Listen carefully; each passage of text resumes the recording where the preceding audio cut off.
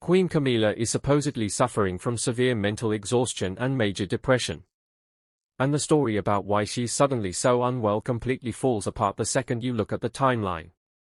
Because according to palace insiders, this entire health crisis didn't start after months of public pressure or media scrutiny. It started the moment King Charles III made it clear he was about to hand Princess Anne full control over the royal family's private finances. That's not a coincidence. That's not bad timing. That's the kind of detail that makes you go, wait, what? And honestly, the fact that nobody in the palace is willing to answer the obvious question is the weird part. If Camilla was genuinely suffering, why did her deterioration coincide perfectly with the moment she lost financial control? Why did she suddenly get better when she got caught? And why did she demand jewelry and inheritance in the middle of a mental health crisis? Those aren't questions about health. Those are questions about strategy. Now here's where it gets interesting. King Charles has apparently been planning a major shake-up of how the royal household handles its money. And we're not talking about pocket change. We're talking about the Privy Purse, the official body that manages the monarch's private finances, living expenses, and the internal operating budget for the entire royal family. This is the financial backbone of the palace. Whoever controls this controls how money moves through the institution. And according to reports, King Charles wanted his younger sister, Princess Anne, to oversee it. Now, if you know anything about Princess Anne, this makes complete sense. She's famously disciplined. She's known for having a relentless work ethic. She doesn't do fluff. She doesn't do waste. She's the kind of person who shows up to 4 engagements in a day and still looks annoyed that there aren't 5. So when King Charles looked at the royal household and saw bloat and unnecessary spending, putting Anne in charge of cleaning it up was probably the most logical decision he could make. The problem is that this decision directly threatened Camilla. According to multiple sources, Camilla didn't just disagree with this move. She saw it as an existential threat to her position. If Anne controlled the purse strings, then Camilla's influence over internal resources would basically evaporate. And beyond the money, there was something else. Jealousy. King Charles trusts Anne completely. That's not just a sibling thing. That's a lifetime of Anne proving she's reliable. Camilla, on the other hand, has spent years trying to solidify her role. So when she saw that trust being handed to Anne, something shifted. She wasn't just losing money. She was losing status. She was losing relevance. She was being told, in the clearest possible terms, that she wasn't trusted with the crown's most sensitive resource. That's a wound that goes beyond finance. That's a wound to the ego. Now I want to pause here because this is where the timeline gets really strange. If Camilla was genuinely suffering from mental exhaustion caused by public pressure, you'd expect her health to decline gradually over months or even years. You'd expect there to be visible signs during public engagements. You'd expect staff to notice small changes over time. But according to the reports, none of that happened. Instead, her sudden deterioration coincided almost perfectly with the moment she learned about the king's plan. That's not how mental health crises typically work. That's how a strategy works. And the strategy, according to palace sources, was surprisingly calculated. Camilla allegedly hired a private physician in Chelsea to create a fabricated medical dossier. And not just a vague note saying she was feeling unwell. We're talking about an official medical report diagnosing her with severe mental exhaustion and major depression. The kind of document that would make any husband pause. The kind of document that would make a king reconsider his decisions. Now I want to be clear about what's being alleged here. The claim is that Camilla contacted this doctor directly, that she asked him to prepare a file stating that her condition was caused by relentless public pressure, and that she offered financial compensation in exchange for falsifying the diagnosis. If that's true, then this isn't just a case of someone exaggerating their symptoms. This is a coordinated effort to manipulate the king's compassion. Once Camilla had the falsified medical report in hand, she reportedly began appearing before King Charles, looking visibly haggard. Drawn face. Weary eyes. The whole performance. She would break down in tears. She would plead with him to reconsider. And she framed her argument in a way that was designed to sound selfless. She told him that if he gave her control of the Privy Purse instead of Anne, it would give her a sense of purpose. It would help her recover. It would be the motivation she needed to heal. That's a very specific kind of manipulation. It takes a position of weakness and turns it into a demand for power. She wasn't just asking him to slow down the transition. She was asking him to reverse it and hand her the exact authority he was planning to give to Anne. And she used her health as the justification. That's not a small thing. That's the kind of move that only works if the person on the receiving end is emotionally invested enough to overlook the logic. And for a while, it seemed like it might actually work, but then she made another move. And this is where the story gets even more revealing. According to the reports, she didn't stop at asking for control of the Privy Purse. She also demanded a written commitment from King Charles transferring all of the late Queen Elizabeth's symbolic jewelry collections to her and to her children from her previous marriage. That's not a small ask. Those are priceless pieces tied to the history of the monarchy. And the fact that she brought this up in the middle of a conversation about her mental health tells you everything you need to know about her actual priorities. If the goal was truly to recover, why would she need jewelry? Why would she need a written pledge about inheritance? Why would she need financial security for her children from a previous marriage? Those aren't things that help someone recover from depression. Those are things that help someone consolidate power, and that's exactly what Princess Anne started to notice. Now, Princess Anne is not someone who misses details. She's sharp. She's observant. And according to the report, she began to suspect something was off. When she noticed Camilla making secret phone calls whenever the king left the room, the pattern was consistent. King Charles would step out of his study. Camilla would immediately pull out her phone and start speaking in a hushed tone.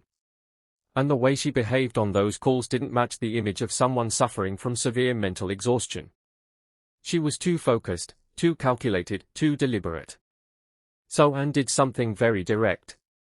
She placed a trusted servant on the palace cleaning staff assigned to Camilla's quarters. And that servant eventually managed to photograph the contents of Camilla's phone. Call logs, message exchanges, the whole thing.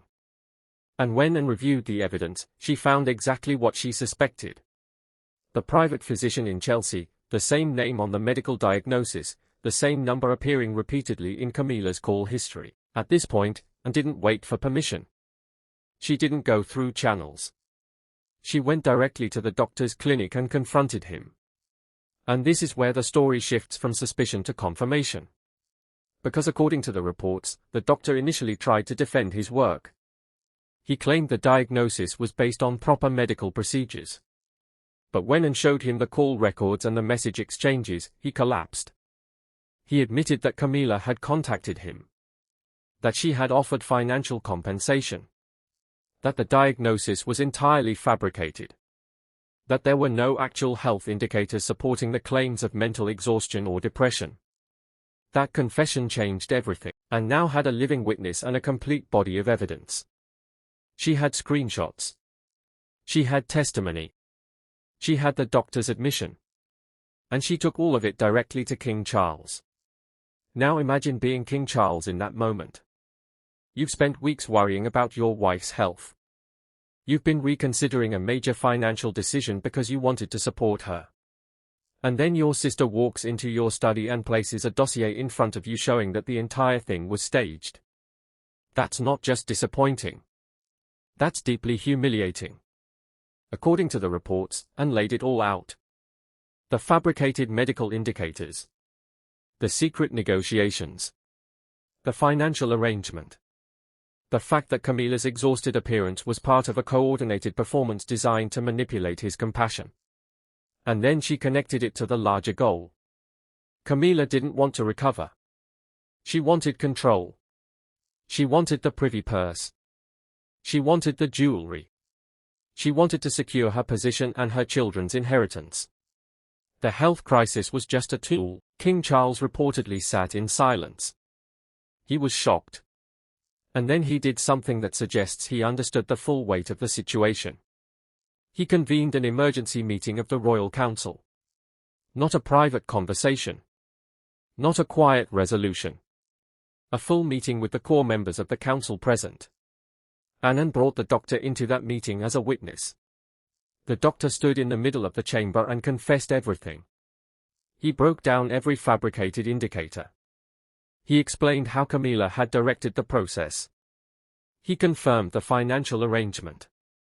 And with that testimony on record, the entire performance collapsed. There was no room for denial. No way to spin it. The evidence was sitting on the table. King Charles then delivered his judgment.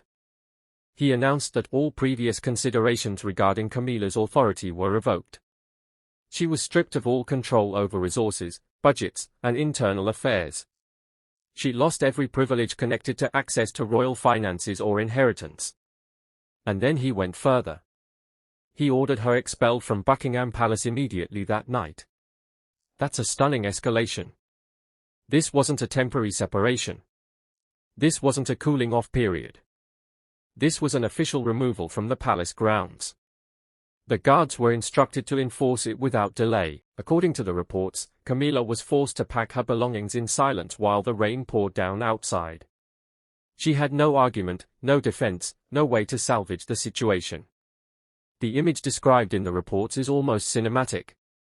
Camilla stepping out into the courtyard as the rain intensified, her tears mixing with the rainwater, her voice breaking as she cried out to Charles, asking how he could treat her this way after half a lifetime together. But here's the thing. She wasn't asking why he was being cruel. She was asking why her plan didn't work. She was asking why she lost everything in a single night. And that's a very different question. When you actually look at what was said versus what happened, the contradiction is glaring. Camilla claimed she was suffering from mental exhaustion caused by public pressure. But the evidence showed she was actively coordinating with a doctor to fabricate that diagnosis. She claimed she wanted to recover. But her demands were about money, jewels, and inheritance. She claimed she was too weak to handle the pressure. But she was strong enough to execute a multi-step manipulation campaign. That's not a health crisis. That's a power grab. And the fact that she framed it as a health crisis makes it worse because it exploits the very compassion that King Charles was trying to show her. It weaponizes empathy. Here's the part that really stands out to me. Princess Anne didn't need to do any of this. She could have stayed quiet. She could have let the situation play out. But she didn't. She saw something wrong and she acted. And the reason she was able to act is because she paid attention to the details. The secret phone calls. The timing. The inconsistency between Camilla's public presentation and her private behavior. That's what uncovered the truth. Anne is the one who noticed. She's the one who investigated. She's the one who confronted the doctor. She's the one who brought the evidence to Charles. If she hadn't, Camilla might have succeeded. She might have gained control of the Privy Purse. She might have secured the jewelry. She might have consolidated power. But Anne was watching. Anne doesn't miss anything. Let me be clear about what Camilla actually lost. The Privy Purse is the financial backbone of the monarchy. It controls the monarch's private finances, living expenses, and the internal operating budget for the entire royal family. Whoever controls this controls how money moves through the institution. And Camilla just lost all of it. She also lost access to Queen Elizabeth's priceless jewelry collection. Those pieces are tied to the history of the monarchy. They are irreplaceable. And she lost her position. She was expelled from Buckingham Palace. She has no authority. No influence. No power. All of it gone. In a single night. Because she tried to manipulate the system. Because she tried to fake a breakdown. Because she thought she could use compassion as a weapon. This story was never really about a health crisis. It was about money. It was about control. It was about a woman who tried to use fake illness to gain financial power. Camilla saw the Privy Purse slipping away. She saw Anne getting the trust she wanted. And she decided to manipulate her way back in. She hired a doctor. She fabricated a diagnosis. She staged a breakdown. She demanded money and jewels. And she almost got away with it. But Princess Anne was watching. Anne doesn't miss details. She noticed the secret phone calls. She noticed the timing. She noticed the inconsistency. She investigated. She confronted. She exposed. And Camilla lost everything. If you have to fake a breakdown to get what you want, you probably shouldn't have it in the first place. And if you're going to manipulate someone, maybe don't do it in front of Princess Anne. Because she will notice. She will investigate. And she will bring the receipts. Subscribe to Royal Finance for more royal investigations. Drop your thoughts below. Was Charles right to expel Camilla? I read every single comment. See you in the next one.